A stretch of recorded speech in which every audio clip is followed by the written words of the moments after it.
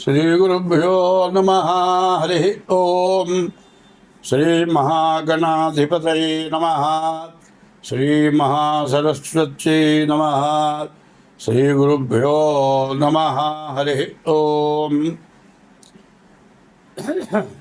వందే శంభుమమాపతిం సురగురుం వందే జగత్కారణం వందే పన్నగభూషణం మృగధరం వందే పశూనాం పతిం వందే సూర్యశశాంకవక్తినయనం వందే ముకుందప్రియం వందే భక్తజనాశ్రయం చ వరదం వందే శివం శంకరం.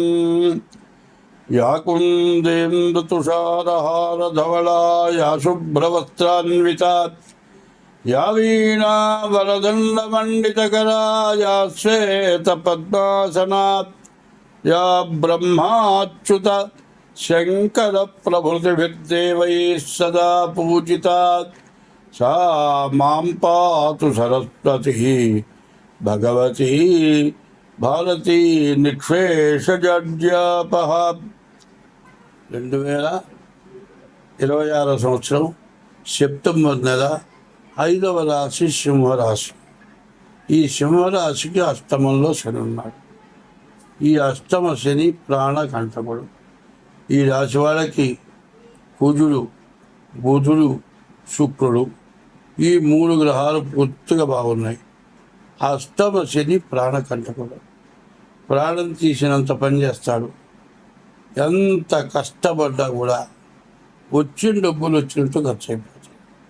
అనవసరమైన ఖర్చులు ఏమీ లేదు. జలుబు చేస్తుందండి. జలుబుకి ఎన్ని మందులు వాడినా తగ్గదు. ఆఖరికి హాస్పిటల్లో చేరమంటారు. హాస్పిటల్లో చేస్తారు. రక్త పరీక్షలు రకరకాలు చేస్తారు. ఇన్ని చేసి కూడా వారం రోజుల దాకా ఏం చెప్పడానికి కుదరదండి. వారం రోజుల తర్వాత ఏ సంగతి చెప్తాం. అయితే వారం రోజుల లోపల బతుకుతాడో చేస్తాడో తెలియదు. ఇంత భయపడతారు. ఈ వారం రోజులకి ఏమవుతుంది? ఏముండదు, తగ్గిపోతుంది. ఏమయ్యా తగ్గిపోయిందిగా. అసలు రోగం ఏదో నిర్ధారణ కాదు, డబ్బులు మాత్రం వదిలిస్తుంది. ఇటువంటి అనవసరం చేసిన తర్వాత ఏమంటారు? డాక్టరు వారం రోజులు హాస్పిటల్లో పెట్టుకుని డబ్బులు కాజేశారంటారు. కాదు, ఎన్ని పరీక్షలు చేసినా రోగం ఏమిటో అర్థం కాదు.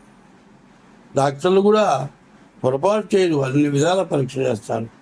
కానీ వాడగా యాంటీబయాటిక్స్ వాడగానే దాని అంతా తగ్గిపోతే డాక్టర్లు ఇన్ని రోజులు అట్టు పెట్టుకొని డబ్బులు కాజేశాడు అనేవాళ్ళు ఎక్కువ మంది ఉంటారు. కానీ డాక్టర్లు అట్లాంటి వాళ్ళు కాదు. వాళ్ళు ఇల్లు, వాకిలి, భార్య, పిల్లలనేది కూడా లేకుండా మరి అర్ధరాత్రి కూడా ఫోన్ చేస్తే హాస్పిటల్కి వచ్చి ట్రీట్మెంట్ చేసిన వాళ్ళు చాలామంది ఉన్నారు. అటువంటి వాళ్ళే ఎక్కువ మంది ఉన్నారు. మరి తక్కువ మంది ఏదో ఇంట్లో కూర్చొని రాకుండా ఉండేవాళ్ళు ఉంటారు. కానీ ఎక్కువ మంది మనిషిని రక్షించడమే వాళ్ళ ఉద్దేశంగా ఉండేవాళ్ళు చాలామంది ఉన్నారు. వాళ్ళ టైంకి రాకపోతే మనిషి ప్రాణాలు కూడా పోతాయి. అట్లాంటి డాక్టర్లు ఉంటేనే ఇవాళ మనం బతుకుతున్నాము. అది గుర్తుపెట్టుకోవాలి. వైద్యో నారాయణో హరి.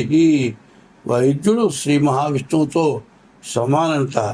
కాబట్టి వైద్యుడిని కానీ, బ్రాహ్మణ్ణి కానీ, జ్యోతిష్యుడిని కానీ, దేవాలయంలో దేవుణ్ణి కానీ, దేవాలయంలో అర్చకుడిని కానీ ఏదైనా అంటే మనం వాళ్ళు ఏదైనా అంటే ఆ పాపం మనకే చుట్టుకుంటుంది.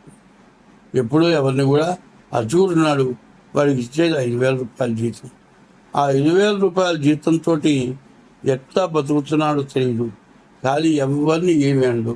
నువ్వు రూపాయి పళ్ళల్లో వేసినా వేగపోయినా సడగోపురం పెడతాడు, తెచ్చిస్తాడు. మరి దోపలు దేవుడి దగ్గర పువ్వు తెచ్చేయమంటే తెచ్చిస్తాడు. అందరితో మంచిగా మాట్లాడతారు. మరి వాళ్ళని మీరు ఎందుకు మాట్లాడతారు? డాక్టర్ని మాట్లాడకూడదు, వైద్యుడిని మాట్లాడకూడదు, పురోహితుడిని అర్చకుడిని మాట్లాడకూడదు, జ్యోతిష్యుని మాట్లాడకూడదు. జ్యోతిష్యం అంటే మాటలు కాదు. ఎన్ని సంవత్సరాలు దాని మీద దృష్టి పెట్టి చేస్తేనే జ్యోతిష్యం అవుతుంది. ఈ సింహరాశి పరిస్థితి బాగాలేదు.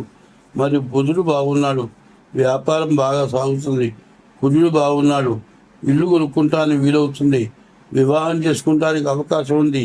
ఇన్ని అవకాశాలు చెడగొట్టడానికి శని పూర్తిగా అవరోధంగా ఉన్నాడు. కాబట్టి ఈ రాశి వాళ్ళు తప్పనిసరిగా డేట్ ఆఫ్ బర్త్ ద్వారా జాతకం చూపించుకుంటే ఎంతైనా మంచిది.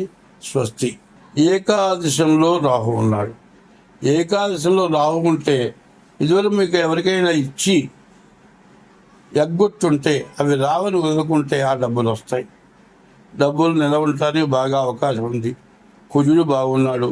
జీవితంలో ఎప్పుడో ఇల్లు కొనుక్కోవాలనుకోని ఎదురు ఇచ్చే వాళ్ళకి ఇవాళ ఇల్లు కొనుక్కుంటానికి స్థలం కానీ పొలం కానీ అట్లాంటివి కొనుక్కుంటానికి మాత్రం ఒక అవకాశం ఉంది. కానీ ఆలోచిస్తే ఇప్పుడు శని కుజుడు పూర్తిగా బాగలేరు, మరి గురువు కూడా బాగలేరు. ఈ 3 గ్రహాల వల్ల అనేక రకాల ఇబ్బందులు, అనారోగ్యాలు, ఆపరేషన్లు, కష్టాలు, పిల్లలు చదవకపోవటం, పిల్లల ఫీజులు కట్టలేకపోవటం, చేసే వృత్తి లేకపోవటం, ఇట్లా రకరకాలైన ఇబ్బందులు, రకరకాలైన బాధలు వచ్చి డబ్బులు లేక ఇబ్బంది పడే పరిస్థితులు రావటం. దీనివల్ల అసలు ఏమీ చేయలేక, ఎవరికి ఇంట్లో తిండి పెట్టలేక, తల్లిదండ్రులను చూడలేక, భార్యను చూడలేక, పిల్లలను చూడలేక, సంపాదన లేక, బయట అప్పులు చేసి అప్పులు తీరక ఇట్లా విపరీతమైన కష్టాలు వచ్చేసి కొంతమంది ప్రాణం తీసుకున్న వాళ్ళు కూడా ఉన్నారు.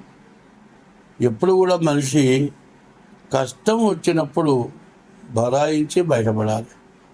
కష్టం వచ్చినప్పుడు జాగ్రత్తగా కష్టపడి బయటపడ్డవాడు తర్వాత ప్రతి రూపాయిని జాగ్రత్తగా అట్టిపెట్టుకుంటాడు. అదే కష్టం వచ్చినప్పుడు కష్టం జాగ్రత్త పడ్డవాడు సుఖం వచ్చినప్పుడు రేపనే రూపాయి సంగతి జాగ్రత్త చేసుకుంటాడు.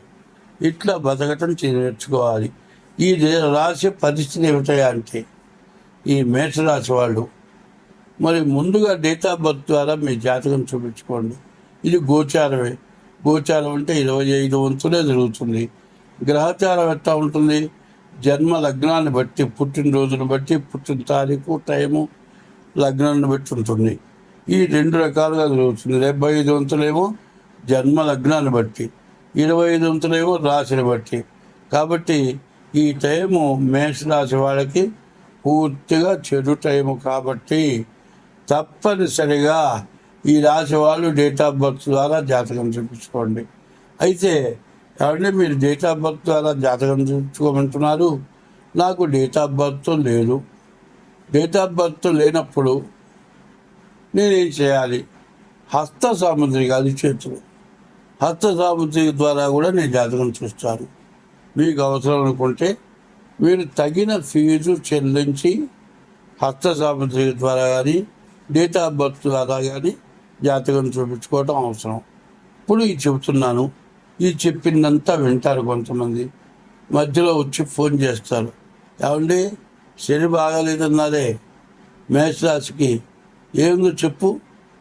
ఇప్పుడు చెప్పింది ఎందుకు? నేను చెప్పింది విని తెలుసుకుంటానని చెప్పా.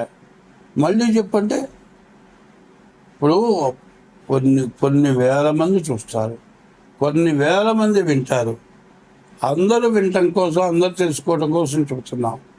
మళ్ళీ నేను అప్పుడు సరిగ్గా వినలేదండి, మళ్ళీ చెప్పు. ఎందుకు చెప్పు? ఏంది చెప్పమంటే ఫోన్ కట్ చేస్తావేంది? ఏదో పనిలో ఉంటావు, ముందు చెప్పు. ఎందుకు చెప్పవు?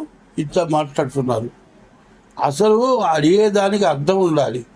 ఇంట్లో భార్యని నువ్వు నేను చెప్పింది ఎందుకు చేయవు అంటే భార్య వింది. వాళ్ళ చెప్పిన మాట వినాల్సిన మాట అయితేనే భార్య అంటుంది, అనవసరంగా మాట్లాడితే పోరా అంటుంది.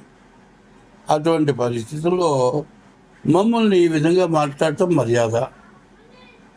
ఎందుకంటే బ్రాహ్మడు ఎప్పుడు కూడా ఎట్లా ఉంటాడంటే ఎవరు చేసిన కర్మ వాడు అనుభవిస్తారు, ఎవరి పాపం వాడు అనుభవిస్తారు. కొడితే కూడా ఇదేమిటని అడగరు.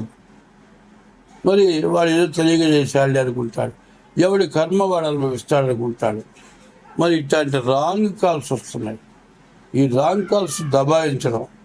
ఏమన్నా మీ కింద జీతగాడినా, మీ కింద ఏమన్నా పని చేస్తున్నానా, మీరు ఏమన్నా నన్ను పోషిస్తున్నారా? ఆలోచించండి. ఇట్లాంటి ఫోన్లు చేయటం ఇది మర్యాద కాదు. మర్యాద ఫోను ఎందుకు చెప్తావు? యూట్యూబ్లో ఎందుకు చూస్తున్నావు నువ్వు? యూట్యూబ్లో చెప్పినప్పుడు నేను అడిగితే నువ్వు ఎందుకు చెప్పవు? ఈ రకంగా దబాయించడం జరుగుతుంది. ఇది మంచి పనేనా? ఇంత పద్ధతి ఉంటుందా?